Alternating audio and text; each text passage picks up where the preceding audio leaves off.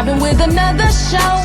Tell me everybody, can you catch this flow? We're breaking down mental glass sentence so you know who we win. Tony Dixon and friends. They tell me that the sky's the limit. Your purpose calling you, baby, you make the difference.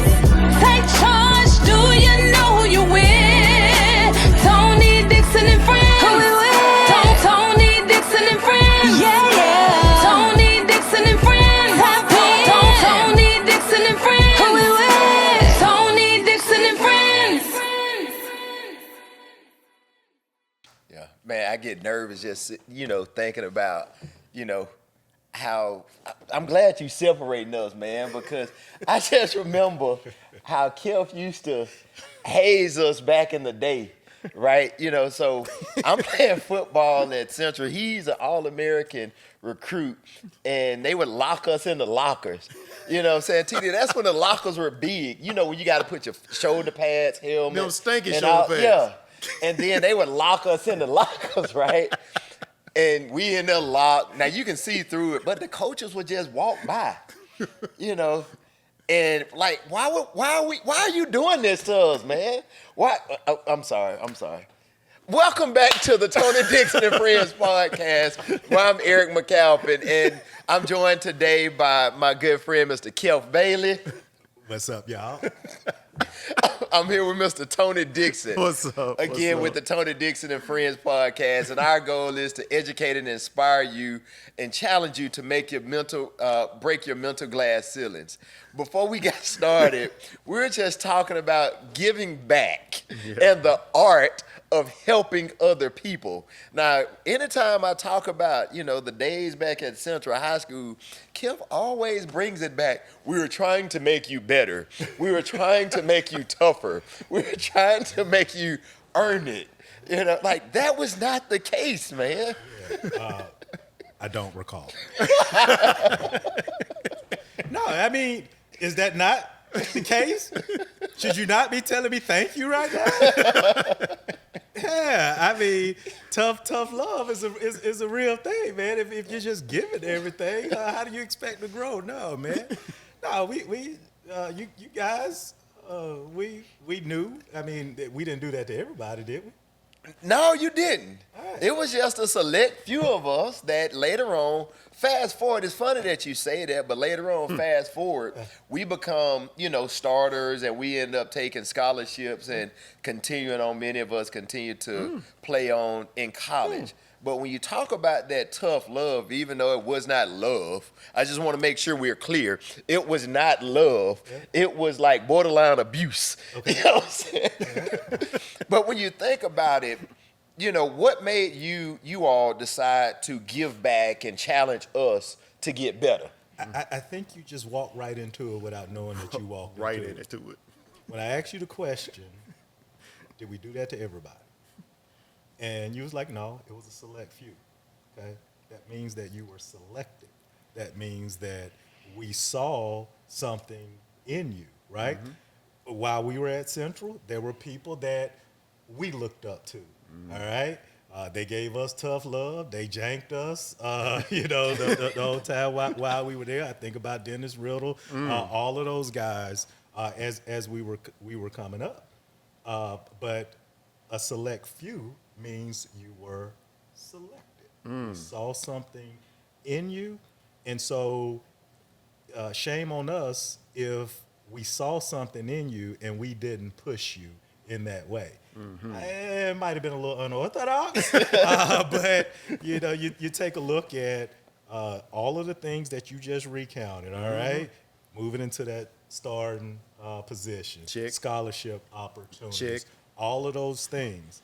And you shared a picture with us before we started doing all of this, and I had forgot all about it. We joke about the baggy clothes that we had on, but that was us coming back, getting a chance to see you guys now get your shine. And so it's a great thing to do. And so I hate that you see it as that we were picking on you, man. I can't see the nuggets in all of that, but yeah.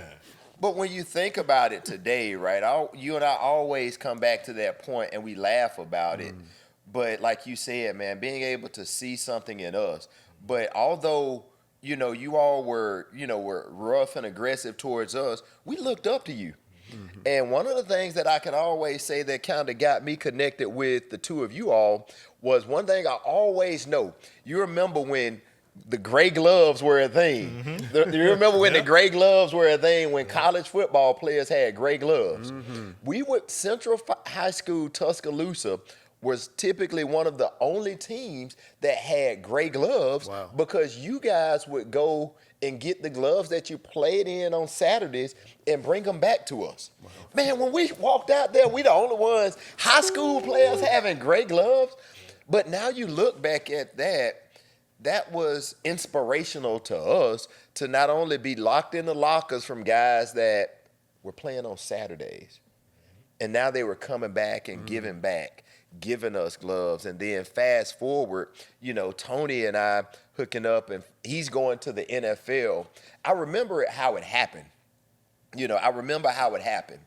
I'm at the barbershop, watching television with some of the guys. Again, I just graduated from Stillman College.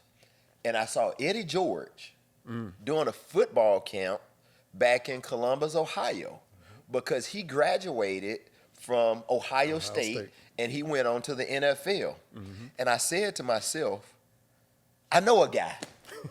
I know a guy. I picked up the phone. TD, what do you think? Do you think we can do a football camp? Yeah. We hooked up with Tony Dixon, Terry Jones Jr., and Harold Bishop. And we called ourselves the Positive Young Men of West Alabama. And we would get guys, and we started back in 2004, giving back then, not realizing what we were doing. Yeah. And, Tony pretty much passed the baton to me to set up everything locally. But when you think about it, it was inspirational to so many other guys because Tony had resources. Tony, Terry Jones, and Harold Bishop, you would have all former University of Alabama players, former Stillman College players, guys that were in the NFL at that time, coming back and giving back. Yeah. Yeah. And those are some of the memories that I think that we had when we were younger, trying to figure out life. But now we continue to this journey today with giving back. Mm-hmm. I want to pause and talk about, Tony, what made you want to what made you accept the phone call and said, yes, I'm willing to do a football camp in Tuscaloosa? Man, because Eric is like a G-net. Eric, that type of person, man, that once he gets an idea and, the shirt speaks volumes for him. When he dream it, he believe it, Eric's going to figure out a way to go achieve it. And there are certain people you meet in your life that when they call, you answer, right? Because, Tony's in, let's paint the picture. Tony is in Dallas at this point. Tony's with the Cowboys. At this point, I'm starting. I'm a starter. You were. For Dallas Cowboys. And yet and still, when you called, I answered. And it pretty much went like he said. It was like, hey, I'm thinking about this, doing a football camp. And I'm like, I didn't even ask him. I think he said in June, when y'all off, of course, before y'all go back to training camp. But you think you can get some of your guys to come and do all that? And I'm like, and then he say, I think y'all have some grants too. Now, first of all, anytime Eric calls you, he's already researched, number one. Yeah. Right. So I think y'all is I know y'all is what he's basically saying. So yeah, with me, I was just like, yeah, man, let's do it. And man, to find out it was Terry Jones Jr., Central grad, Harold Bishop, Eric, you may not know this part. Harold Bishop used to come back when we were in school in the off season. I didn't know Harold. I went to Pickens County High School. But he would come back and actually, when he was 1 year rehabbing, and would get out and run routes for us. So we was getting a chance to see an NFL player run routes with us. Come on. You're right. So the full circle moment was you saying those three. Terry Jones Jr.'s dad was our strength coach. Mm-hmm. Broke us off when we was at school. So when you called me, I answered, and it was a simple yes. It was no debate. Yes, let's go do it. But when you think about it now, we were pouring into these high school and middle school kids, and you would think that they're, it was 200, 300 kids that would show up on the campus of Stillman College. Man. And now they would be able to, from West Alabama, meet NFL players. Think about the inspiration that gave those guys, man, not to, to dare to dream. Yeah. Now, it was inspirational to me because this was my opportunity to realize from Reform, Alabama, if he can do it, I can do something. Whatever that something means to you. Yeah. And now that gives us all hope to go out and do, and to do more. And fast forward, now think about what some of those guys are doing that we had at the football camp. Man, Kecalf, what's amazing about this is, and, looking back now, I can truly see how impactful that was. Yeah. To have people from all over West Alabama and outside of West Alabama come. Because what we didn't talk about is Linden High School brought a whole They bus. drove a bus. They brought their entire team. Now, fast forward years after that, it wasn't a surprise they won championship after championship, bro. So, and Eric has set it up in the structure of Upward Bound. So not only was it an athletic camp, but you also had a chance to talk to professors from Stillman College to talk about, what you need to do to qualify for colleges, how you get scholarships, how you get Pell Grants and other financial services that you might need. So it was bigger than that. It was truly talking about the idea of being a student athlete, the idea of giving back. And that was something that little did we know was instilled in us at Upward Bound. And obviously we took the torch. Well, Eric took the torch and he brought us together and said, let's go make this happen, man. So, but now who the head coach of Central High School? That's right, Pip. Yeah, Pip. Mario Pippin. Pip was one of the people at the camp. Yeah. Oh, I didn't know he was there. Yes. Yes. Oh, wow, yeah. Yes. Yes. So, and of course we can't take credit for all the success he's had, but the beauty of it is, looking back now, we can all think of moments where, somebody touched us in a way that we reflect on, or we go and say we want to be like them, right? I'm just thankful for Eric sitting in that barbershop, because I never heard this story. I never knew why he called. I just know he always have ideas, and if I don't do it, he gonna keep nagging until I get it done. But the beauty of it is he thought enough of me to want to include me in it. So thank you for dreaming it, believing it, and allowing us to achieve it. But fast forward, I don't think the journey has stopped. Oh no. We're still finding opportunities to give back, but when you think about it, we're giving back because other people gave back to us. Yeah. When we were talking, we oftentimes go back to the story of Upward Bound, or go back to the story of the Dennis Riddle at Central. How many times do people reach back and give back to us? Because when you think about it, man, that journey is not the same when you're traveling by yourself. It's not about where you're going and don't have anybody that's there with you. You have to be willing to give back. And I think today, now that we've all ascended to corporate America, now it moves from, I'm still gonna talk about you, Kip. I just want you to know, it's moved from, from borderline abuse, but now it is called, there's a word that we've all learned now in corporate America called mentorship. Talk about the importance of mentors. Who's mentored you and challenged you to get better? Yeah, no, it's extremely important. So I like that word better, by the way. No, it's extremely important. I mean, even from when I go back, I think Tony, might have said it here. We've had so many conversations. I don't know if it was here or earlier. Kind of my life has been defying the odds. I mean, we're talking about football and all of that type of stuff. And people looking at me and probably say, that little dude right there played cornerback at the University of Alabama there. But with that being said, defying the odds isn't me saying that, hey, I did this on my own. It was, just others who poured into me. I can remember at Central High School where I think I was in the 10th grade and I didn't want to work out. And me and Othis, we were hiding on the leg press machine in the corner so we didn't have to work out. And I can remember vividly Coach Taylor saying, hey, man, what are y'all doing? Y'all are some of the best athletes that have ever come through here. And you going to try to hide and sleep in the weight room? Get up, don't do that. All right?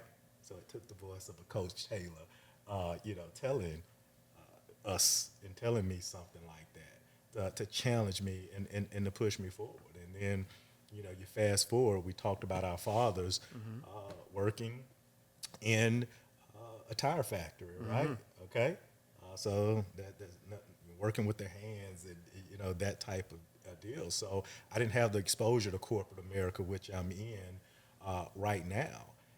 And it took strong people that had the courage to come to me and say that, hey, man, that's not the way to do it. Or when you go here to this national meeting, you need to go with the purpose and with intention to who you're going to connect with and what you're going to do. And so, so just having those influences in my life every step of the way, shame on me if I don't reach back and try to pull somebody up. If I see a young brother that's doing something that I know that they're going to regret that decision, I've got to step up and I've got to pull that brother to the side and say, hey, there's a better way to do it. So, yeah. And I think, Tony, you've been a part of the NFL Players Association or the Alumni Association where you've gone back and gave back through the NFL, right? You all have gone through back to different colleges and universities and recruited students to come and work for your company. And being that example, man, how fulfilling is that? I tell people all the time, that as proud as I am of what I've accomplished, career-wise in corporate America, what fills my cup is those moments when I'm out recruiting, when I'm out mentoring, when I'm sitting in the cafeteria talking to this young person, when I'm coming back home as part of Tony Dixon Foundation and giving back to those kids and them looking up at me and they seeing that, now I get it. I get it now. And it's not about a photo op. Yeah. Right. Now, of course, anybody have a foundation, you got to do that to let the people know where your money going. Yeah.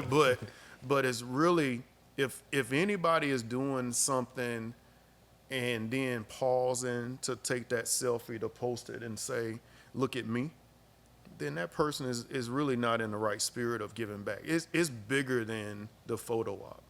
I look at it and say, what we haven't talked about before, even y'all, like, there was a family in Reform that took me to my first Alabama game, right?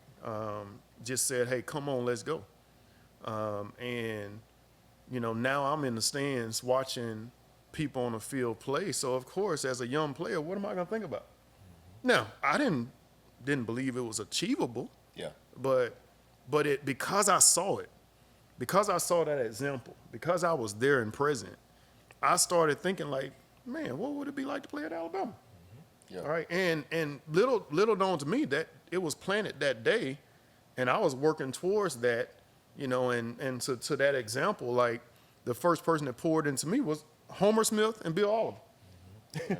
I came to a football camp at Alabama, going into my junior year, and was competing, doing what I do, and they came up to me and started like confirming things to me that I didn't realize was true. And quite candidly, I haven't performed at the level that they were making it sound like I was in terms of athlete at Pickens County High School until that point. So going into my junior year, guess who walked in with a different attitude?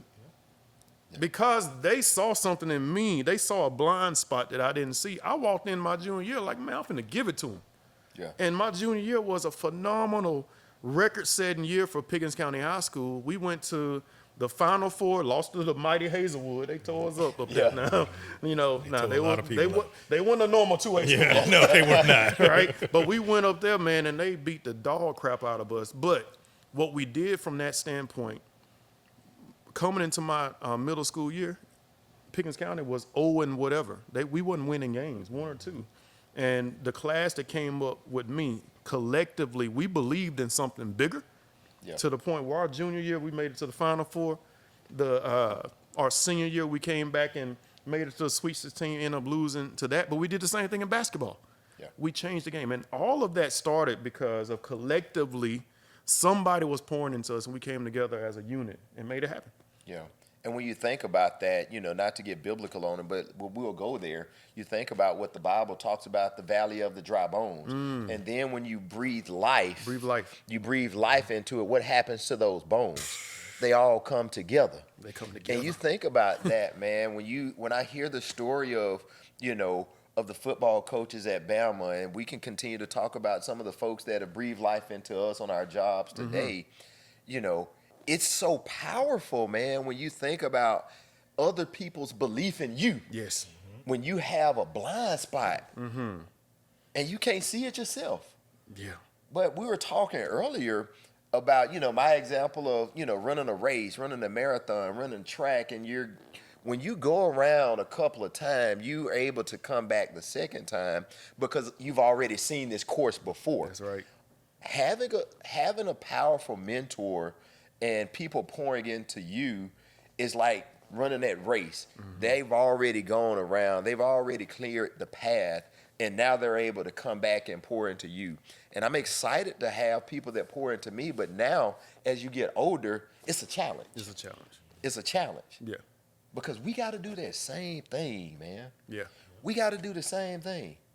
You said the reason that we're here is because the Vernon P. Freeman. Mr. Freeman pushed us. Yes. So now on our jobs, man, there's times that I have difficult conversations, and I think about, I laugh about, being locked in the locker, but I laugh about it.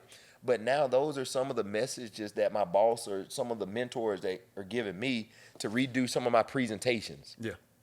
Redo some of your emails, go back and get additional certifications. It's not necessarily that I'm doing something wrong, but they see more in me. Yeah. And now that I go back and I've gone through that, now I'm challenging myself to go back and see who I can help. Yeah. You think about who can you help. Yeah, I think the key point of all this is that there and in our community, unfortunately, we have the idea that don't bring your whole self, don't show your whole self, don't be vulnerable. Yeah. Vulnerability is a weakness. Well, that can translate into arrogance. Yeah. And it makes you stubborn, and it makes you very hardened to feedback. And in fact, it makes you to the point where you receive that feedback, you get defensive. Why do I know that? Because Tony was that guy. Yeah. You would come give me feedback, and my face would instantly tell you that I didn't like what I was receiving, and I felt like it was a personal attack and not you trying to help me, right? So my arrogance in some cases didn't allow people to speak into me, but I came to find out later in life that the moment you become vulnerable and open yourself up to other people, now they take it upon themselves to share the things that you don't see. You brought up blind spots. You will never, ever accomplish any goal or the life that God has for you if you don't have those people in front of you to share the blind spots that they see. Because the vision that you see in the mirror will never be the true reflection of who you are. Come on. Because we're going to always be extra critical of ourselves. You're going to battle with perfectionism. You're going to battle with imposter syndrome. You're going to battle with, am I good enough? You're going to battle with comparisons. You're going to battle with all these things that have nothing to do with what you set out there. Even Kecalf, I joke him all the time. You heard him earlier talk about University of Alabama. There's more to that story. Kecalf was in NFL. Kecalf was in training camp. And if it wasn't before the politics and the numbers game, Kecalf would have started for an NFL team. Come on. Right? So, he always say that because, of course, that's what he remembered. But I know how he feels about that situation and the cards he was dealt. But I also know, just from watching the path that Kecalf has lead and how he speaks now and how he leads, those moments there at San Diego made the man he is today. Yeah. but he's going to talk about Alabama, right? He's not going to get into, because that's that other side of the vulnerability. Yeah. But some of the most growth that Kecalf ever had was there. That's true. Yeah. No. That's true. And that's the growth that people are going to get a chance to see in just these interactions as we continue to do this too. Is we're still learning and growing through our process and in our journey. And there's things that we look at and we say, okay, well, here's a highlight, and now I'm able to talk about that. But I downplay a lot of times that experience. Yep. You know, when people say, "Oh, you played in the NFL?" I was like, "Yeah, I played in. I went to training camp and I played in all 4 preseason games, but I got cut before the season." That's me downplaying that. Where people like, "Hold on, dude, you played for the Chargers? Yeah. You were a rookie with Drew Brees and LaDainian Tomlinson." Thank you. And so then the stories get a chance to come out, and it takes me back to the journey just in that off season to even get that opportunity, in that situation. So no, thanks for bringing that out. Absolutely. Yeah, man, this is some awesome stuff, man. Yeah, this is some awesome stuff, and we'll continue this conversation. But we just want to make sure that everybody out there likes and subscribes to the Tony Dixon and Friends podcast. Kecalf, appreciate you for sharing, man. And you're going back in the locker, by the way. TD, appreciate you for sharing. Absolutely. You get up first, and then I'm going to go this other way. Thank y'all so much.